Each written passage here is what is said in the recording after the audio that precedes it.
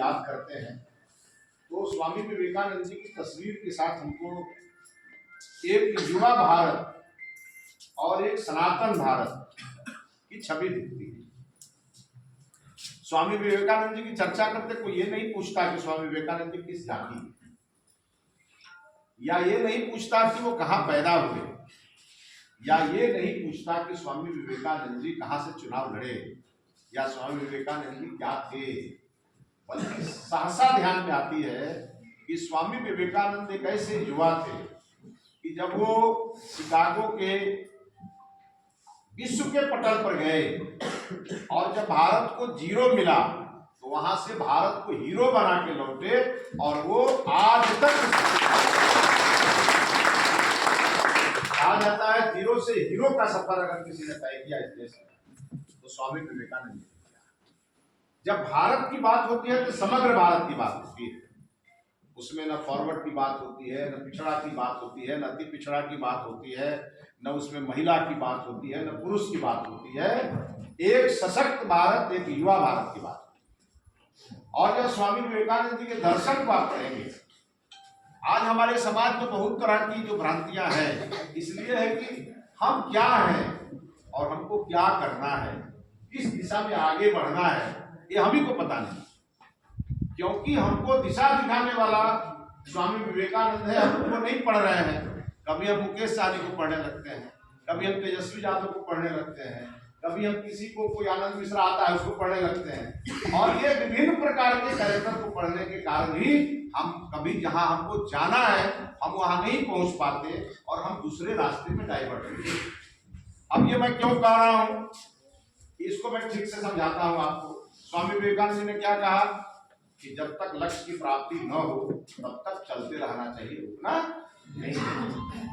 अब लक्ष्य क्या है हमारा? हम इस भारत में जन्म लिए तो सबसे पहले तो हम भारत के मानस पुत्र हैं। हम चाहे पुरुष हैं चाहे स्त्री हैं, हमारा कर्तव्य देश के प्रति है, इस धरती माता के प्रति है, और हमारा उसके बाद कर्तव्य अपने माता पिता के लिए है, हमारे परिवार के लिए है। देश है तो हम हैं, देश नहीं है तो हम नहीं है। ये हमको जब ध्यान में आएगा तो हमको किस दिशा में बढ़ना चाहिए? नरेंद्र देव दत्त ये नाम था स्वामी विवेकानंद। और आज के प्रधानमंत्री का नाम क्या है? बोलिए आप लोग। नरेंद्र मोदी। नाम में समानता है ना, उनका भी नाम नरेंद्र, इनका भी नाम नरेंद्र। उन्होंने क्या सपना देखा था? उन्होंने सपना देखा था कि मैं जहां से आज खड़ा हूं, मैं यहां से देख रहा हूं कि 21वीं सदी का भारत विश्व का नेतृत्व करता हुआ दिख रहा है। ये कब उन्होंने कहा? आज से 200 साल पहले। और उस समय उन्होंने जो देखा, आज भारत विश्व का नेतृत्व करता हुआ दिख रहा है कि नहीं दिख रहा है? दिख रहा है। बोलिए भाई, हम आपको दिख रहा है। एक ऐसे स्वप्न दृष्टा जिन्होंने भारत को विश्व का नेतृत्व करते हुए देखा, और उन्होंने क्या कहा? एक दिन हमारा भारत विकसित भारत बनेगा। आज मोदी जी क्या कहते हैं कि जब भारत 100 साल पूरा करेगा अपनी आजादी के, तो 2047 में भारत विकसित भारत बनेगा, जब एक भी गरीब आदमी को बिना छत का कोई गरीब नहीं होगा और बिना सुविधा का कोई जीवन नहीं होगा। तो स्वामी विवेकानंद जी के जयंती पर हमको सीख क्या लेनी चाहिए? हमको सीख लेनी चाहिए कि पहले हम तय करें हमारा रास्ता कौन है। हमको अगर मान लीजिए कि बक्सर से पटना जाना है तो 2 ही रास्ते हैं, या तो ट्रेन पकड़ेंगे या नहीं तो बाई रोड जाएंगे, यही ना तो रास्ता है। तो ट्रेन पकड़ेंगे तो स्टेशन जाएंगे, वहां से ट्रेन पकड़ेंगे तो पटना जाके उतर जाएंगे, तब पटना पहुंच गए। बाई रोड जाएंगे तो गाड़ी पकड़ेंगे, इस रोड से पहुंच जाएंगे। लेकिन अगर कोई कहे कि नहीं, यहाँ से पहले बनारस चलिए, फिर वहां से लखनऊ चलिए, फिर वहां से गोपालगंज चलिए, तब पटना आइए, ये रास्ता ठीक है क्या? हमारी मंजिल क्या है पहले हमको ये तय करना, फिर हमारी दिशा क्या होनी चाहिए और हमारा संकल्प क्या होना चाहिए कि हमको करना क्या है, पहले हर व्यक्ति को जीवन में तय करना चाहिए। तब स्वामी विवेकानंद जी के जीवनी को पढ़ने का या उनके इस राष्ट्रीय युवा दिवस का कोई ना कोई संदेश है। हम क्या करते हैं? स्वामी विवेकानंद जी कोई अमीर घर से नहीं थे, और स्वामी विवेकानंद जी कहाँ गए थे? विश्व धर्म सम्मेलन में। आप सबको मालूम है कि भारत में जितने भी देश हैं उन देशों में सबसे कम आबादी और कम संख्या में हिंदू राष्ट्र है ना। जब विश्व के मानस पटल पर जब अधिकांश इस्लामिक कंट्री वहां पहुंचा हुआ हो, अधिकांश जो है सो क्रिश्चियन कंट्री पहुंचा हुआ होगा, और उसमें कोई एक भारत का एक व्यक्ति, और वो भी भगवा धारण किए हुए, खड़ाऊ पहने हुए, और वो अगर वहां पर बैठेगा तो सब उसको दीनहीन दृष्टि से देखेंगे कि नहीं देखेंगे। तो उस हॉल में क्या चर्चा हो रही थी? उसमें जब कोई खड़ा होता था, किसी भी देश का राष्ट्राध्यक्ष या कोई भी प्रतिनिधि, तो बोलता था कि लेडीज एंड जेंटलमैन, वो सबको क्या कहता था? किस भाषा में बात करता था? इंग्लिश। Ladies and gentleman. और विवेकानंद जी ने क्या कहा? डियर ब्रदर्स एंड सिस्टर, प्यारे भाइयों और बहनों। ये जब शब्द विवेकानंद जी का निकला तो दुनिया को लगा कि हमारा शब्द बहुत छोटा है। यह जो सन्यासी आके आज हमको सिखा रहा है, ये विश्व बंधुत्व का बोध करा रहा है कि हम आपस में भाई और बहन हैं, ये हमारा रिलेशन है। ये अगर किसी ने सिखाया तो Swami Vivekananda. Ladies and gentleman कहने से कोई भाव प्रकट होता है क्या? होता है? बोलिए, आप लोगों से पूछ रहे हैं। नहीं। लेकिन एक शब्द में उन्होंने सबको अपना बना लिया, और उसके बाद उन्होंने कहा ये जो आपने मुझे जीरो दिया है, मैं इसका महत्व बताता हूं आपको। ये जीरो उन्होंने सीधे पृथ्वी से कोरिलेट किया, और उनके जो साथ आप समझिए कि उनके जो भाषण है, अगर उसकी पूरी, अगर कोई एक नौजवान उनका पूरा भाषण पढ़ ले, उसको कहीं ट्यूशन लेने की जरूरत नहीं है। और उन्होंने इस प्रकार से भारत की व्याख्या की, और उस समय कहा मैं जहां खड़ा हूं आप मेरे बारे में जो सोचे, लेकिन मैं जहां से खड़ा हूं मुझे दिख रहा है कि 21वीं सदी में हमारा भारत विश्व का नेतृत्व करेगा।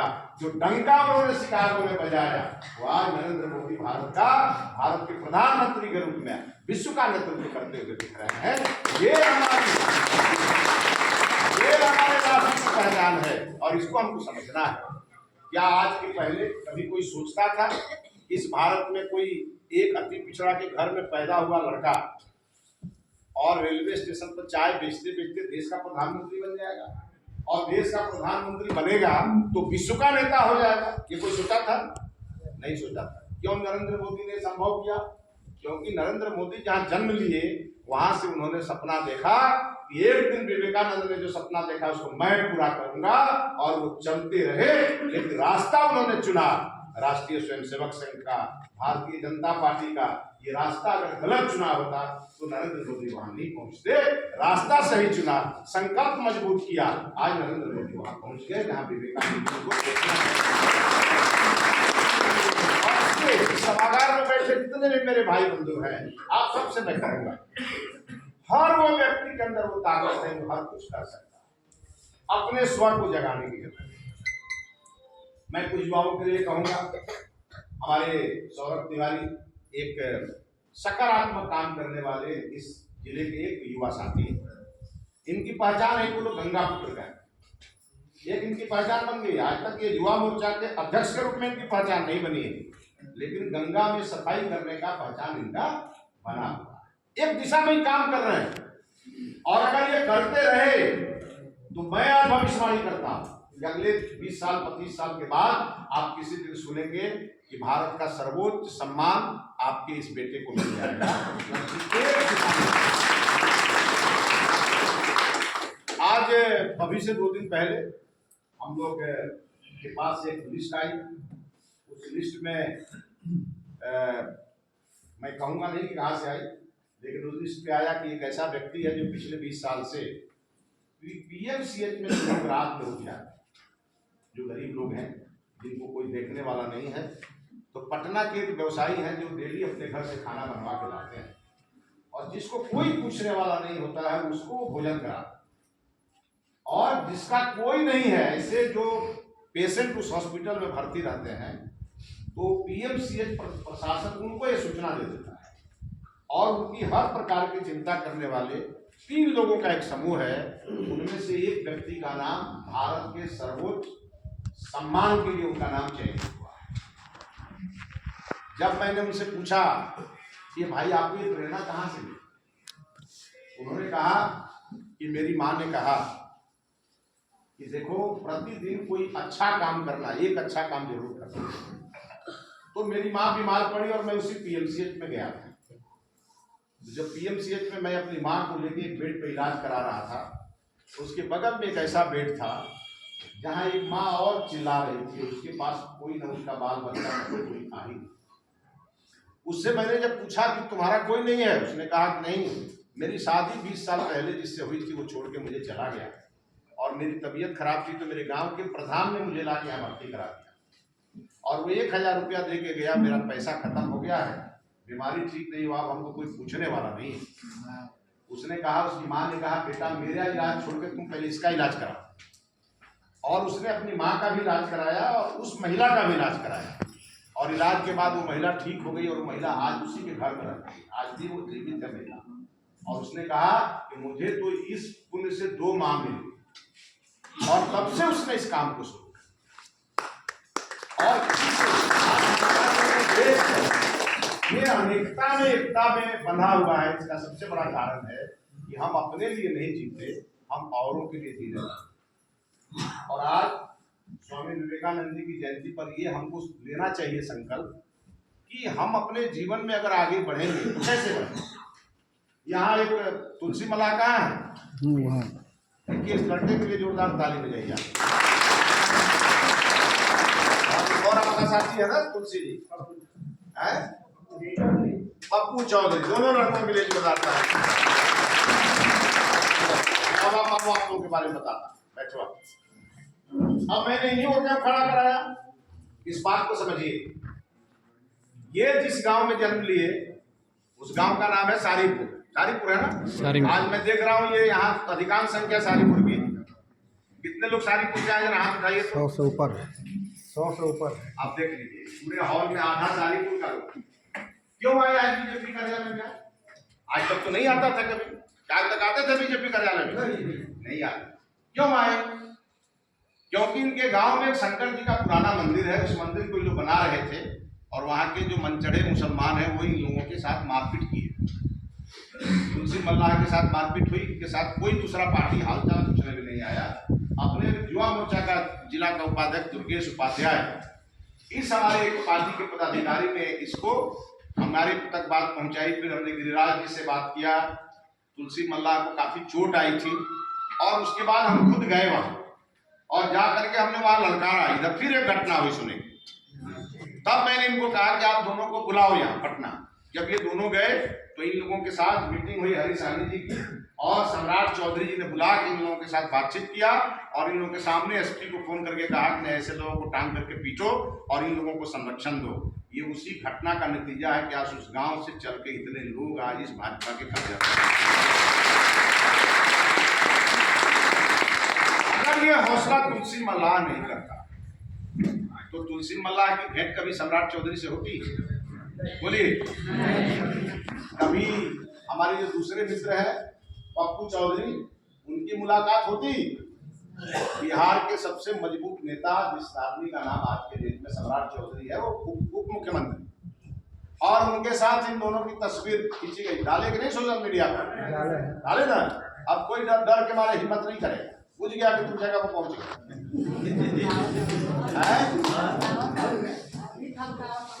धमकाने वाला जो होता है, जो कमजोर होता है वही धमकाता है। और आप चिंता मत करिए, उस सबका चमड़ा छिलवा देंगे हम। हमारा नाम मिथिलेश तिवारी।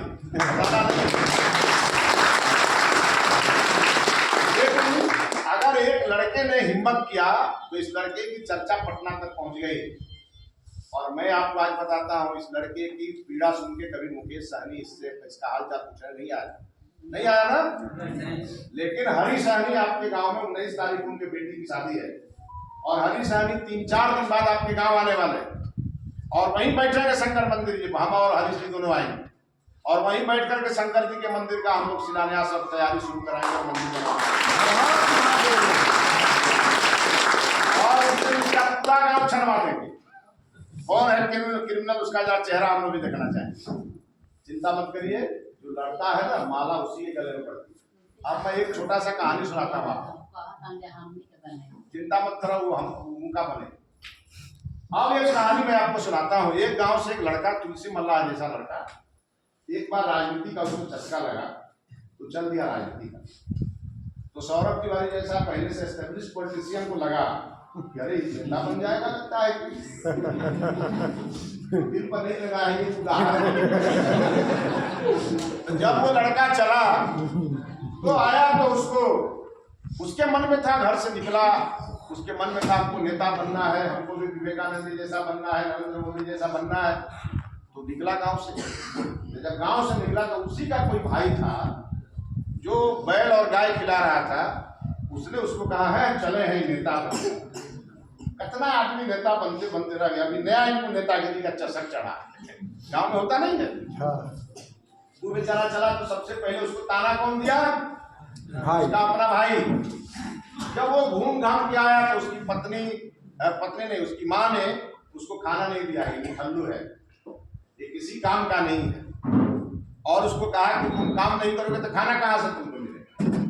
माँ की छोटी सोच थी, लेकिन माँ का दिल है।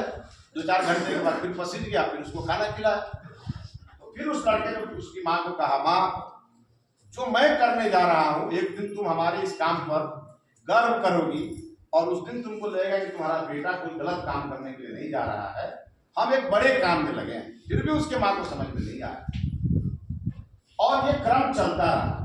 और वो लड़का डेली निकलता था घर से, तो अपने घर का कोई काम करता नहीं था, परिवार का कोई काम करता नहीं था, और डेली वहां से निकलता था और निकल करके राजनीतिक दल में जाता था, वहां पार्टी का काम करता था। और धीरे धीरे उसको लोग जानने लगे, उसके अंदर कुछ थी खूबी। जब उसको जानने लगे तो एक दिन वो गलती से मंच पे जाके बैठे, मंच लगा था किसी का, तो जो वहां पहले से सौरभ तिवारी जैसा नेता था उसको बुरा लग गया, ये मंच पे कैसे बैठ गया। तो उस नेता ने उसको कनेक्टी दे करके कहा है उतरो मंच पर से। उतर गया तो उसको लगा कि सबके सामने हमारा तो बेइज्जती हो गया। वो लड़का नाराज होकर घर चला गया। घर गया, बड़ा रोया, फिर उसकी माँ से कहा कि जो काम मैं करने जा रहा था वो मैं नहीं करूँ। माँ बड़ा खुश हुई। फिर एक गांव में पीपल के पेड़ के नीचे गया तो वहां एक कोई तपस्वी बैठे थे, सन्यासी। उनके पास जाके कहा कि मेरा मन में बड़ा इच्छा था कि मैं नेता बनूं, लेकिन आज मेरे सब सपने टूट गए। उन्होंने कहा तू बता कि तेरे साथ हुआ क्या। तो पूरा घटना जो उस समय तक हुआ था उसने बताया। सन्यासी ने कहा कि देखो मैं जिस रास्ते से चल रहा हूँ, मैंने अपनी पत्नी को छोड़ा, माँ को छोड़ा, पिता को छोड़ा, मैंने अपने घर की संपत्ति को छोड़ा, तब मैं आज साधु बन करके और देखो पेड़ के नीचे बैठा हूँ। लेकिन इस गांव के सब आते हैं तो मस्तक झुका के हमको प्रणाम करते हैं, क्योंकि मैंने एक सिद्धि अर्जित किया है। और जब सिद्धि अर्जित किया तो सब मेरे अपने छूट गए, लेकिन आज जो आते हैं सो मेरे सामने शीश झुकाते हैं। इसलिए मैंने कहा कि यही रास्ता मेरा ठीक है, अब चाहे जो हो जाए हम इसी रास्ते पे चलेंगे। जब अब उसको लगा कि नहीं, लगता है कि मैं गलत सोच रहा हूँ। फिर उसने उसके बाद हो गया और जिस सज्जन ने उसको मंच से उतारा था उनको प्रणाम किया, कहा भैया कोई बात नहीं, मैं इसके बगल में खड़ा रह के आपका साथ दूंगा, लेकिन मुझे भी थोड़ी राजनीति सिखाई। बड़ा मन उसका बड़ा हुआ। उसके बाद छोटा मोटा पद का भी मैंने विचार चाहता था कि हमको छोटा पद मिल जाए, नहीं मिला उसको, किसी दूसरे को मिल गया। उसको मिल गया जो उस लायक नहीं था। फिर उसके मन में परेशानी आई, लेकिन उसको उस साधु की बात याद थी। और वो एक दिन करते करते इतना पॉपुलर हो गया, एक छोटी मोटी घटना घटी, उसके बाद पॉपुलर हो गया। तो जो सज्जन उसको मंच पर नहीं बैठने देते थे वो अब घर घूम घूम के कहने लगे कि अपना ही लड़का है, इसको हम ही आगे बढ़ा देते हैं। क्योंकि इतना पॉपुलर हो गया कि वो पीछे छूट गए। उसके बाद उसको लगा कि हम सही दिशा में जा रहे हैं। फिर वो काम करने लगा। करते करते एक दिन वो प्रधान का चुनाव लड़ा और वो जीत गया। जब प्रधान का चुनाव लड़ा, जीत गया, तो सबसे पहले उसका चचेरा भाई जो डेली उसको ताना देता था वो माला लेके आया और आकर के उसको पहनाया। कहा हम बचपन में ही कहे थे ये लड़का जरूर कुछ करे। फिर उसके और जो घर परिवार के लोग थे, माँ उसकी जो ताना देती थी, कहीं बबुआ आज हलवा महुआ बना के ले महुआ खा के बड़ा मेहनत करेगा। ये कहानी मैं इसलिए सुना रहा हूं कि जीवन में 4 फेज आता है और हर युवा के जीवन में आता है। एक फेज आता है और वो फेज आता है उपहास का। हर युवा मोर्चा के साथी को मैं सुनाता हूँ उपहास। जब आप करने चलेंगे दुर्गेश चलो नहीं घर से कहियो इनका तो कल कि हाँ सब काम छोड़ के नेतागिरी करो, चलो ढेर सारा नेता बनने लगे पार्टी में। ये एकदम आम है, जान लीजिए। और सबसे पहले घर का आदमी बोलता। हमारे भी एक परिवार के आदमी एक बार कहे थे कि आटा चावल की दुकान है, फोन वाला तब ठीक रही। आज वीडियो अलगा लगा के बोलते हैं कि हम इनके चाचा। ये होता है हर आदमी के जीवन में, तो इनको कोई कहा होगा। तो पहला फेज होता है उपहास। हर युवा जब आगे कदम बढ़ाएगा तो उसका उपहास उड़ाया जाएगा। अगर 10 कदम और आगे बढ़ गया तो तिरस्कार आएगा। तिरस्कार क्या किसको कहते हैं? मंच पर बैठना चाहता है, कुर्सी छीन लिया गया, मन दुखी हो गया, भाग गया, छोड़ दिया, घर जाकर सुन गया। अगर जो तिरस्कार भी बर्दाश्त कर लिया उसके बाद आएगा दमन।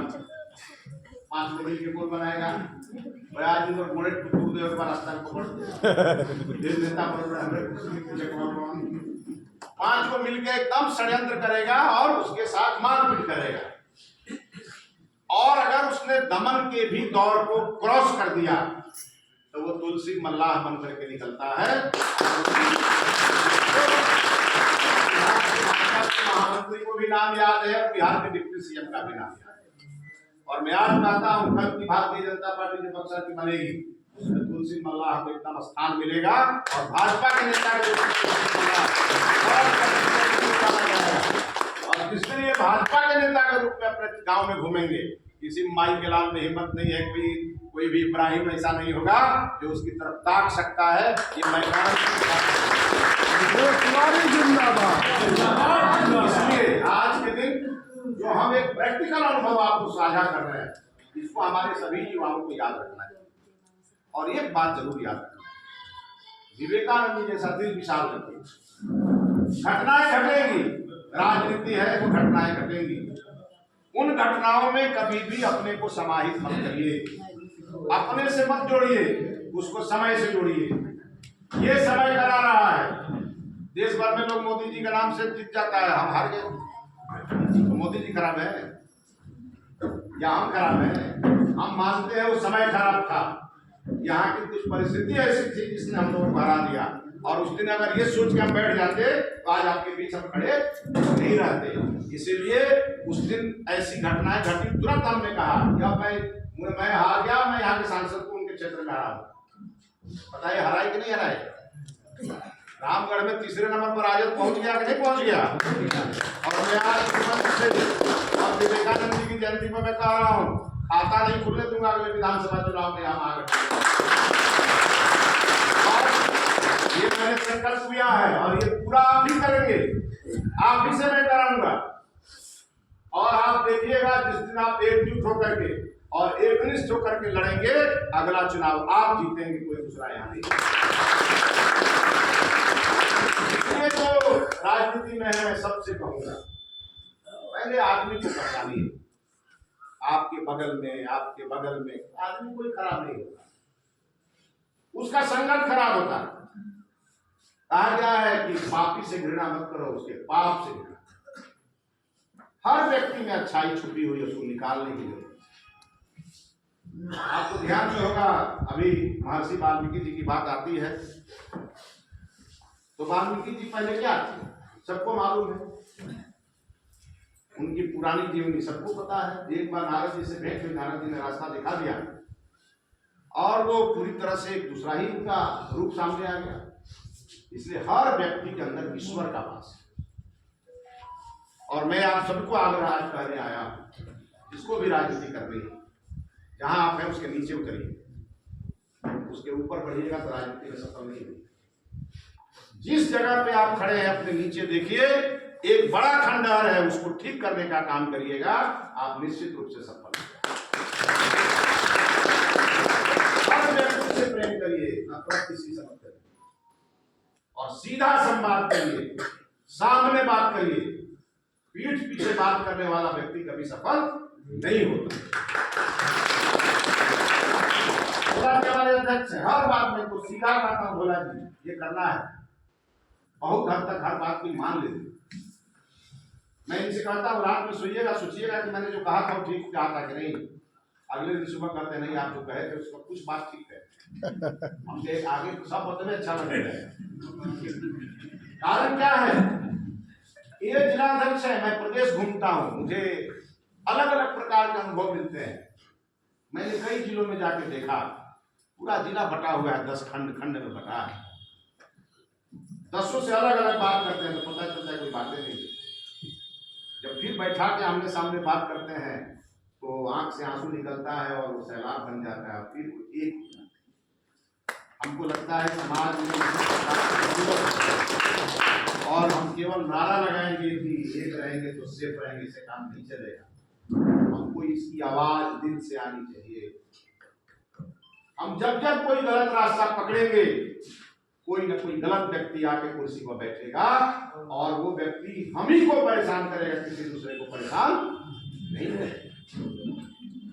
मुझे कहना नहीं चाहिए क्योंकि मैं राजनीति में हूँ, पार्टी के बड़े पद पे हूँ, लेकिन बक्सर में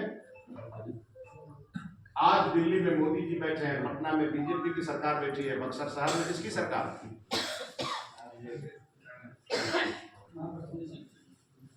बक्सर शहर जो नगर परिषद है आपका, वहां किसकी सरकार? महागठबंधन।